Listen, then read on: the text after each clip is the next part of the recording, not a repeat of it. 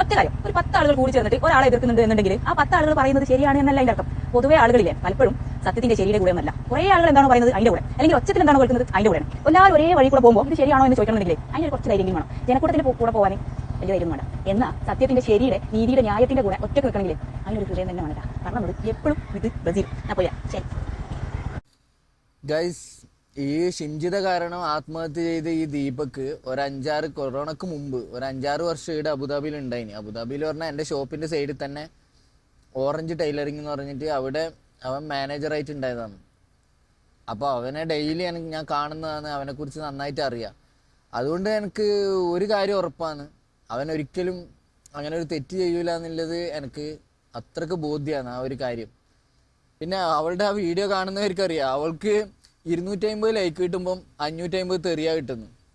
അതിൽ തന്നെ മനസ്സിലാക്കി.